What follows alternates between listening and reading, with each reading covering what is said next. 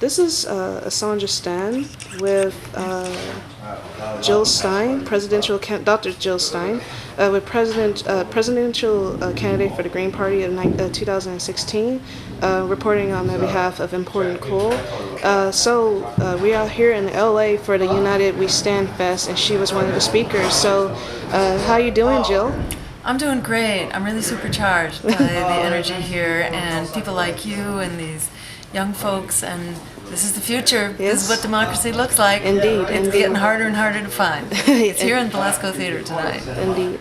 So, some questions that I want to ask you regarding, of course, over the last few weeks, we have seen images. We saw the shocking image of a little boy washed up ashore of the Syrian refugee crisis. So, what is your intake on that? Oh, my take on that? Yes. Because I know this is the future. Yes. You know, this is the future. Yeah. And this is chaos brought to you courtesy of U.S. foreign policy. Yes. And, you know, Syria, Iraq, Afghanistan, Libya, and more, you know, these are countries where the U.S. engineered regime change, which has been an incredible disaster. Yeah. Regime change in Iraq in particular created so much chaos and suffering that it led to ISIS. Yes. You know, violence begets violence, Yes. and it just keeps getting Yes. worse. Indeed. And ISIS, you know, in turn has been a major disruptor in Syria. Mm-hmm. So, and the U.S. has played a role in Syria as well. We haven't, you know, been conducting regime change yet. Although you go back in Syria's history, and we actually were very much instrumental in regime change. In fact, the Assad family, the dictatorship family, was first brought to power as a consequence of U.S. regime change back in the 1950s that brought in one particularly vicious dictator and a whole cycle that brought to power the Assad family. So, you know, very indirectly, this is also, you know, the consequence of a foreign policy that's based on economic and military domination. Indeed. And this is a disaster. You also have climate change contributing to this as well.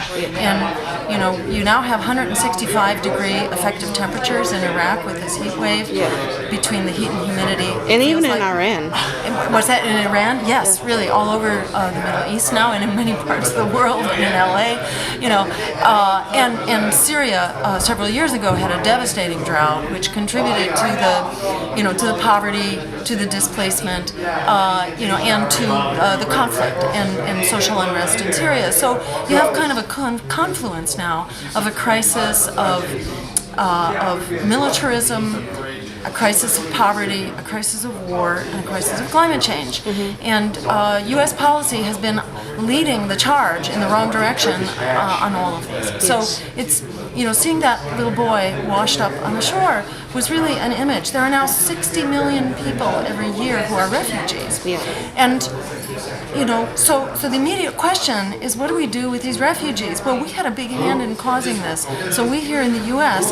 have a big responsibility for not only providing funding, but also for resettling these refugees. So we need to do this. So the chaos is coming home. Okay, the chaos is coming home to the U.S. and it's either coming here as refugees or it's coming here as terrorists. You know, you say no to these people, you send them back to the violence that we've created. And this isn't just happening in the Middle East. This is happening in Central America and in South America. Indeed. Thanks to you know, U.S. Foreign policy and the drug wars and the trade agreements, NAFTA, and so on that have displaced so many people in poverty. So, you know, this isn't rocket science. We need a new way forward based on democracy, justice, and human rights. And this is the writing on the wall right now, this refugee crisis, and it underscores that we need to get down to the brass tacks right now, create a new foreign policy based on international law, human rights, and diplomacy. We've just done that with Iraq around this treaty. We should have gone farther and included other countries in this treaty, which actually Iran has been proposing that this nuclear weapons treaty, actually create a nuclear-free Middle East. That Iran has been promoting that policy for quite some time. And that's what we should have done, but this was at least a start. And it makes the point that we can negotiate. We didn't have to go to war with Iran about the nuclear weapons. We could create a treaty. And furthermore, the Russians played a very important and constructive role in this treaty. Now they're offering to do the same thing with regard to Syria. So there's a real breakthrough here now. We can start putting an end to this war crisis beginning in Syria right now. So this is a very powerful moment. It's important for us to stand up and be heard. As a presidential candidate, this is the whole reason for running with an independent party that's not bought and paid for by Wall Street and by the war profiteers and the fossil fuel companies, because we can actually stand up for the right thing. This is what we're standing up for now. I encourage people to come to my website, jill2016.com, and become a part of this movement and to spread the word and to be the grassroots organizers for a campaign that is lifting up our voices from the grassroots. Okay, so I got two more questions. Well, Sure. Another one is regarding the situation of Palestine. What is your position on that? Well, here, the same thing applies. We need to stop funding governments that are violating human rights, that are committing war crimes, that are violating international law with an occupation. And we are providing the Netanyahu government with $8 million a day to conduct these abuses. And then another thing, sorry, I didn't mean to interrupt, but another thing is we learned that the American police are being trained out there in Israel. So they're using those same tactics on the Palestinians to the blacks and many people of different color who are considered very lower than them. And if I can add to that, the wall that they're looking to build, as Public Enemy was saying, it's time to tear down walls. It's not time to be building up new walls. And, we're looking to Israelis with their history of apartheid. And for people who experienced apartheid, they say that the Israeli apartheid is actually much more vicious and cruel and destructive than even South African apartheid. So we, the people of the world, need to stand up. And we need to support, well, first of all, we need to stop supporting governments that are committing these outrageous human rights violations and atrocities, frankly. And it's not only the Netanyahu government, I would add to that the Saudis and the Egyptians that are all just committing war crimes here. So we need to stand up, we need to stop funding it, and we need to insist on that we are only going to be supporting countries that are in line with international law and human rights. Okay. And then another one is about of course, Colette Flanagan of Mothers Against Police Brutality. Of course, we've seen Derek Wilson got off free, scot-free. We've seen a lot of people getting off free from killing innocent innocent blacks. I could say civilians because that's what it seems like here. So, what is your?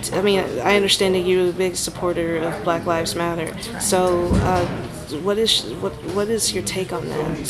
Yes, and you can add to that list Eric Garner, and Eric Garner was just selling cigarettes, and he was strangled by 7 or so cops, who just brought him down, and caught on video, thank goodness. And his murderers were let off scot-free. And the DA that engineered that, the district attorney, is still has his job. It's absolutely incredible. Just recently, there was this, incredible attack on James, the tennis player.